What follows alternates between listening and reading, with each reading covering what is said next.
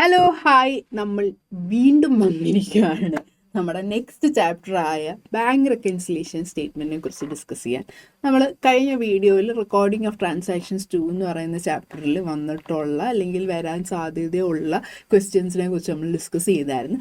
അതേപോലെ bank reconciliation സ്റ്റേറ്റ്മെൻറ്റിലും നിങ്ങൾക്ക് ആ ചാപ്റ്ററിൽ നിന്ന് ഏതൊക്കെയാണ് കീ ഏരിയാസ്, അല്ലെങ്കിൽ നിങ്ങൾ ഒരിക്കലും വിടരുത്, പഠിച്ചേ പറ്റത്തുള്ളൂ എന്ന് പഠിക്കേണ്ട പോർഷൻസ് ഏതൊക്കെയാണെന്നുള്ളതും അതെങ്ങനെയാണ് പഠിക്കേണ്ടത്, എത്ര മാർക്കിനാണ് പഠിക്കേണ്ടത്, എസ് എ ആണോ, അത് 4 മാർക്കിനെയാണോ, 1 മാർക്കിനെയാണോ, 2 മാർക്കിനെയാണോ, എങ്ങനെയാണ് എൻ്റെ ക്വസ്റ്റ്യൻസ് വരുന്നതെന്നുള്ള നമ്മൾ ഇയർ വൈസ് നോക്കാൻ പോവാണ്. Okay, so welcome back to this video. നമുക്കപ്പം കാര്യത്തിലോട്ട് കിടക്കാം, ഞാൻ കൂടുതൽ എക്സ്പ്ലനേഷനിലോട്ട് പോകുന്നില്ല. സോ 2023 അതായത് കഴിഞ്ഞ വർഷം കുട്ടികൾ എഴുതിയ പേപ്പറാണ് നമ്മൾ ഫസ്റ്റ് ഡിസ്കസ് ചെയ്യാൻ പോകുന്നത്. നിങ്ങൾക്ക് ഇതിൽ കാണാൻ പറ്റുന്ന പോലെ 1 മാർക്കിൻ്റെ തിയറി എന്നുള്ള രീതിയിൽ ചോദിച്ചിട്ടുണ്ട് bank reconciliation statement. Bank reconciliation statement എന്ന് പറയുമ്പോൾ കൂടുതലും പ്രോബ്ലമാണ് നമ്മൾ കൂടുതലും ഫോക്കസ് ചെയ്യുന്നത്. ഓക്കെ, പ്രോബ്ലം തന്നെയാണ് ഫോക്കസ് ചെയ്യേണ്ടതും. പക്ഷേ ഞാൻ ഈ പറഞ്ഞ പോലെ ഇതിൽ നിന്ന് ചിലപ്പം ഇമ്പോർട്ടൻ്റ് ആയിട്ടുള്ള ഇതേപോലൊക്കെ ചെറിയ ചെറിയ തിയറി ആയിരിക്കാം വരാൻ സാധ്യതയുണ്ട്. അപ്പം പ്രോബ്ലം ആക്ച്വലി ചെയ്യാൻ നല്ലോണം അറിയാമെങ്കിൽ തിയറി സുഖമായിട്ട് പഠിക്കാൻ പറ്റും. അല്ലെങ്കിൽ നമ്മൾ അങ്ങനെ കൂടുതൽ തിയറി എന്നും പറഞ്ഞ് മെനക്കെട പോലും വേണ്ട. അതാണ് ഈ ചാപ്റ്ററിൻ്റെ ഏറ്റവും വലിയൊരു പ്രത്യേകത. സോ നിങ്ങൾക്ക് പ്രോബ്ലം അടിപൊളിയായിട്ട് ചെയ്യാൻ അറിയാമെങ്കിൽ ബാക്കിയുള്ളതിൻ്റെ തിയറി നിങ്ങൾ അതിനായിട്ട് മെനക്കെടേ വേണ്ട, നിങ്ങൾക്ക് സിമ്പിളായിട്ട് ചെയ്യാൻ പറ്റും. ഓക്കെ, വീണ്ടും 2023 2 മാർക്കിനും ചോദിച്ചിട്ടുണ്ട് need for preparing bank reconciliation statement. അതേപോലെ 3 മാർക്കിനും 3 causes of difference between cash book ബാലൻസും പാസ്ബുക്ക് ബാലൻസും. അപ്പം need for preparing bank reconciliation statement ഞാൻ പറഞ്ഞ പോലെ ചിലപ്പോൾ നിങ്ങൾക്ക് പോയിന്റുകൾ എവിടെയെങ്കിലും കിട്ടാമെന്നുള്ളത് ജസ്റ്റ് പഠിച്ചു വെക്കുക. അത് 2 എണ്ണം മാത്രം, ഇപ്പോൾ 2 മാർക്കിനാണ് ചോദിച്ചിരിക്കുന്നത്, 2 എണ്ണം മാത്രം പഠിച്ചു വെക്കരുത്. എത്രത്തോളം പോയിന്റ് ഉണ്ടോ അത്രയും പഠിച്ചു വെക്കുക. ചിലപ്പോൾ 4 മാർക്കിനെങ്ങാനും ചോദിച്ചാലും നമുക്ക് എഴുതാൻ പറ്റണം. ഓക്കെ, എസ് ഒന്നും ചോദിക്കത്തില്ല, ജസ്റ്റ് ഒരു 4 മാർക്കിന് മാക്സിമം പഠിച്ചു വെക്കുക. ആൻഡ് ഇതേപോലെ cause of difference between cash book ബാലൻസും പാസ്ബുക്ക് ബാലൻസും, അത് നിങ്ങൾക്ക് ചെയ്യാൻ പറ്റുന്നൊരു കാര്യം, ഒരു ട്രിക്കാണ്. ട്രിക്കൊന്നുമല്ല, നിങ്ങൾക്ക് അറിയാവുന്ന കാര്യമായിരിക്കും. നേരത്തെ പറഞ്ഞ പോലെ നിങ്ങൾക്ക് ആ പ്രോബ്ലം ചെയ്യാൻ അറിയാമെങ്കിൽ ശരിക്കും പറഞ്ഞാൽ അതിൽ കൊടുത്തേക്കുന്ന ട്രാൻസാക്ഷൻ തന്നെയാണ് ഇതിൻ്റെ ഉത്തരം വരുന്നത്.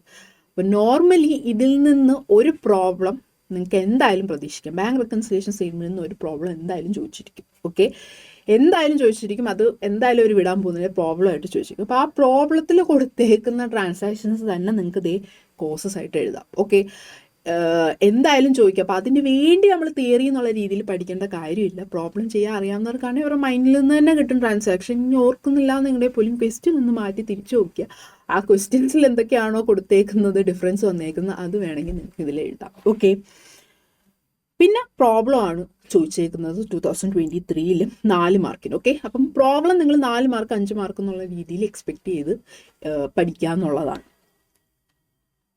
പിന്നെ വീണ്ടും 2022 1 മാർക്കും 4 മാർക്കിനും ചോദിച്ചിട്ടുണ്ട്. ഓക്കെ, അപ്പം 4 മാർക്കിൻ്റെ വീണ്ടും കോസസ് ആണ് ചോദിച്ചിരിക്കുന്നത്. ഞാൻ നേരത്തെ പറഞ്ഞ പോലെ നിങ്ങൾക്ക് ആ പ്രോബ്ലത്തിൽ നിന്ന് തന്നെ ഇതിൻ്റെ ഉത്തരം കിട്ടും.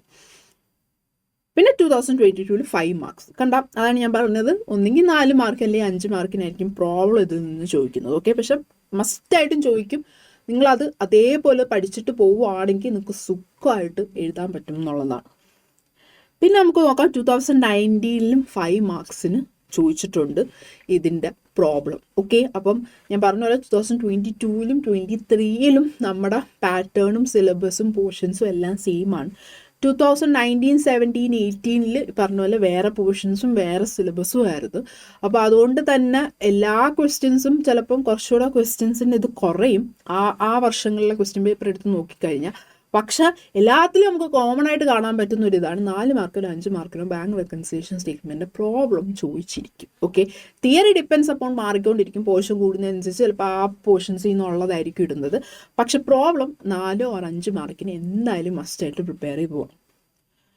വീണ്ടും 2019 3 മാർക്കിന് ചോദിച്ചിട്ടുള്ള സംഭവമാണ്. അത് തിയറി എന്നുള്ള രീതിയിലാണ് ചോദിച്ചേക്കുന്നത്, പക്ഷെ പ്രോബ്ലം ഫോക്കസ് ആണ്. അപ്പോൾ അതാണ് ഞാൻ പറഞ്ഞത്, പ്രോബ്ലം മസ്റ്റായിട്ടും പഠിക്കണം. 3 മാർക്കിന് ഈ ഒരു പാറ്റേൺ വേറെ എവിടെയും ചോദിച്ചിട്ടില്ല. പക്ഷേ ചോദിച്ചാൽ അവർക്ക് ഇടണം എന്ന് തോന്നിക്കഴിഞ്ഞാൽ നമുക്കത് അറിഞ്ഞിരിക്കണം. ഞാൻ പറഞ്ഞ പോലെ പ്രോബ്ലം പഠിച്ചു കഴിഞ്ഞാൽ നമുക്ക് സുഖമായിട്ട് ഇത് സെറ്റാവും. വീണ്ടും 2018 4 മാർക്കിന് ബാങ്ക് റെക്കൺസിലേഷൻ സ്റ്റേറ്റ്മെൻ്റ് ആണ് ചോദിച്ചേക്കുന്നത്. ഈ വർഷങ്ങളിലെല്ലാം എനിക്ക് തോന്നുന്നു ഒരെണ്ണം മാത്രമേ ഉള്ളൂ, over draft as per passbook എന്നുള്ളത് മാത്രമേ ചോദിച്ചിട്ടുള്ളൂ. ബാക്കിയെല്ലാം ബാലൻസ് ആസ് പെർ ക്യാഷ് ബുക്കും ആണ് ചോദിച്ചേക്കുന്നത്. ഓക്കെ, പക്ഷെ നമുക്ക് റിസ്ക് എടുക്കാൻ പറ്റില്ല. നമ്മൾ പറഞ്ഞ 4 ടൈപ്പും പഠിച്ചു വെക്കുക എന്നുള്ളതാണ്.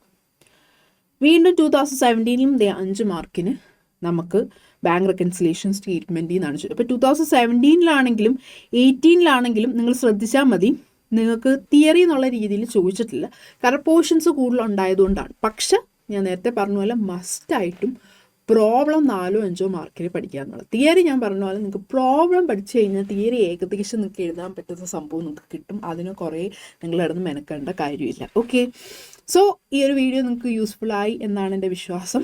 കീ ഫോക്കസ് ഏരിയാസ് നോക്കി അതിന് വേണ്ടി മസ്റ്റായിട്ടും ടൈം സ്പെൻഡ് ചെയ്ത് പഠിക്കുക എന്നുള്ളതാണ്. അങ്ങനെ പഠിച്ചു കഴിയുമ്പോൾ നിങ്ങൾക്ക് ഏകദേശം മാർക്ക് എവിടെയൊക്കെ നല്ല രീതിയിൽ സ്കോർ ചെയ്യാൻ പറ്റും എന്നുള്ള ഒരു ഐഡിയ കിട്ടും. ഓക്കെ, സോ ഇന്നത്തെ നമ്മുടെ വീഡിയോ അവസാനിച്ചു. അപ്പോൾ അടുത്ത വീഡിയോയിൽ നമ്മൾ ഡിസ്കസ് ചെയ്യാൻ പോകുന്നത് trial balance and rectification of errors എന്ന് പറയുന്ന ചാപ്റ്റർ 6 ആണ്. ഓക്കെ, അതിലും ഇതേപോലെ നമുക്ക് ഏതൊക്കെ ഏരിയസ് ആണ് നിങ്ങൾ ഫോക്കസ് ചെയ്യേണ്ടത് എന്നുള്ളത് ഡിസ്കസ് ചെയ്യാം. താങ്ക്